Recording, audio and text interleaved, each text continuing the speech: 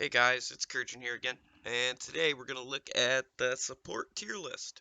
So, I previously evaluated the supports on what I thought they would do, etc., and how I thought they would be going forward. So, support didn't really change much, even within 222. It all comes back to what style you're playing, and if you're playing control, if you're playing dive, if you're playing pick, each support has their own strength, but they're all still similar. So I evaluated that Mercy would be a quote-unquote god pick. I still think she is. And then I also evaluated Ana and Moira as being good, Aizen and Bat being duelists, and Bridget and Lucio not seeing really much play. I don't think I was far off on some of these. I think I over-evaluated one or two. And with that being said, we can go ahead and crack into my evaluations with my opinion worst support in 132. May come as a shock to people, but Baptiste is probably the worst pick in 132 as a support. It's not that he doesn't have great utility in his heal and his invulnerability field. The greatest drawback to Baptiste is the fact that his gun isn't as strong as it once was, and his method of delivering heals isn't efficient for 132. People are too split, people are constantly moving. The grenade launcher is not an effective tool for healing. So it means Batiste's value goes way down. Unless you're going to be playing a control comp around Reinhardt and Orisa and your entire team is balled up, I would avoid playing Batiste at almost all costs. He just doesn't fit. He doesn't feel good. His ultimate isn't great, and unless they buffed his damage again, he's never going to fit in 132 because of the way he delivers heals. The way that people deliver heals is going to be a big thing I comment a lot about in this video, and Baptiste suffers the most from it. Coming in the next slot is going to be Bridget and Lucio. The reason that these two wound up here is they both offer great utility and they both actually contribute really, really well to other heroes in 132. But is it worth sacking your support picks to play these heroes? Bridget overall can't really fight anyone because she can't get around. And then you're basically saying, I'm going to run a Lucio so that I can run Brig. Is that really worth it? No. She's a melee hero with armor packs that make flanker, DPS, and snipers really good, but that's about all she's there for. You could maybe play her on the objective with your main tank, maybe with Rhine. Other than that, I would avoid Bridget unless you're playing Brawl on the objective. Bridget's key weakness is her lack of mobility and the fact that she can't contribute damage from medium to long range while brawling. So, if that's the case with Bridget, then why is Lucio so far down on the list? The reason Lucio fell down when Bridget fell down, it was sort of in tandem. Lucio is a great duelist, but Lucio isn't a great support. In 132, what happens with Bridget is she becomes a tank. With Lucio, he becomes a DPS. And you're like, oh, that's great. Let's have Lucio be a DPS and just run around with somebody. That's not really efficient because you need heals to be able to hit at long ranges and hit your team. And his aura and his beat are good, and his speed is a great utility tool. But he can't be everywhere at once. And with everybody playing really wide, you're basically just playing as DPS Lucio. And when you evaluate a support, it's not about quote unquote the hero just by itself. By itself, Lucio is a great pick. In the support category, Lucio is trash because he doesn't actually provide any support. Lucio has always been and will always be a speed bot. His heals are subpar and his beat is a counter DPS tool. He's literally the taxi cab of Overwatch no matter what meta we play, 222, 132, or anything else. So if you're planning on playing Bridget or Lucio, I would advise you just to chill and look at the other picks on the list. If you want to be a fragger boy, go ahead, but that's about all you're going to be with Lucio.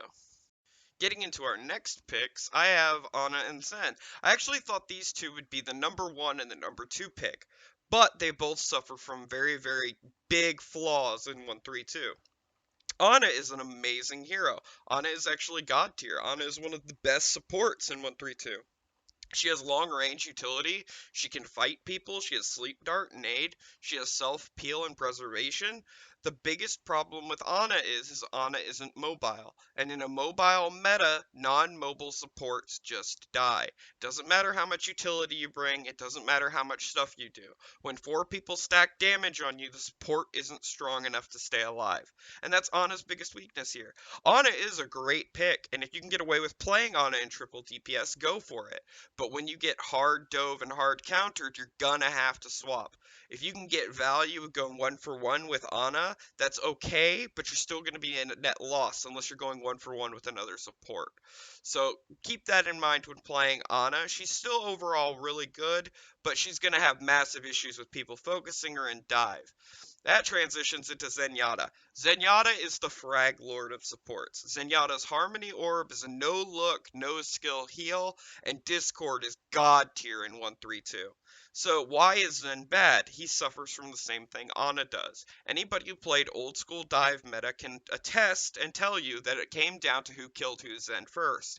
And if you're hiding, you can't deal damage and you can't heal. You can't apply Discord.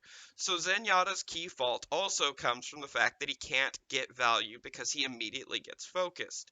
And if that's the case, these hero picks are bad compared to the ones that have more survivability. So Zenyatta and Ana are arguably what you should open, but they are not what you're going to have the most success on. Zenyatta and Ana are really strong, but I would still argue for the next 2 picks over these two in certain circumstances. Zen is super strong, Ana's super strong, but if you get dove or you're getting focused, you need to get the fuck off of them because your life is the most important on your team. Transitioning now into the 2 best picks is going to be Mercy and Moira. Big shock. People are mobile, people are all over the place, people are dive, and people are target focusing. Why is it a shock that Mercy and Moira are the best? It's not. Moira is arguably the best support when it comes to staying alive, purely because of Fade. You can talk as much shit as you want about her kit and her orb, but the real strength in Moira is Fade. And with the game being all about stacking damage and insta-gibbing targets in 2-2-2, 1-3-2, whatever meta, like support staying alive is the most important thing. If you're up, you can heal more. If you have the ability to stay alive and put resources into your team without being at risk, you're always going to get more value. On top of that, Moira is actually a really good duelist, even with her past nerf. She can still take on a DPS by herself, and skill matchup, she just has to have better movement than DPS has aim. Moira is also going to be your go-to option when flexing off of Ana or Zenyatta. She's going to be your quote-unquote pocket pick and the one you want to transition to. She is probably going to be the safest of the two in the quote-unquote S tier category. Now we get into the Battle God. The Battle God Mercy suffers from the same issues as most of the other supports. She can get poached, she can get picked, and she can get target focused. But Mercy's res is an immediate 7v6. Her ability to super bounce and shift around the map is her survivability tool. And with everybody playing so split, that's actually really important. So when you're evaluating what supports you would want to play, I would want to play Moira if I wanted to stay alive. If I want to get the most value from my team when I have 3 DPS, I want to be on Mercy. I can actively affect more fights because of my Guardian Angel and my res ability being able to revert a death, effectively creating a 7v6. Guardian Angel is also super strong, not only because you can AoE heal and AoE damage boost, but Guardian Angel actually becomes an offensive ult in 132. It is actually efficient to take out your pistol and cap somebody. So Mercy takes the top slot here, and it's not really shocking in the current meta. So when we evaluate the support picks, it always comes down to fundamentally, can they stay alive? And that's the biggest issue with support, is it's all about healing people and running the fuck away. And that's why some people don't want to play support. And then people always flame supports when they don't play quote unquote mechanical ones, but they're always just getting chased. So take it with a grain of salt. These are my ideas, my list. And basically every tier can be run as a pair. The only thing I would say is avoid Baptiste unless you're playing a pure brawl comp. And if that's the case, obviously he's going to be the pick, but you're still going to struggle with him. Moira is probably a better option. Ana's probably a better option. With that being said, guys, that's going to do it for the support tier list. I'm going to have the DPS list out as soon as I get it compiled. It'll probably come out in 2 parts. And that'll be it for this video. I hope you guys learned something. Hope you enjoyed it. I hope you like, comment, subscribe. You can follow me on Twitch and Twitter. And I will see you all in the next video.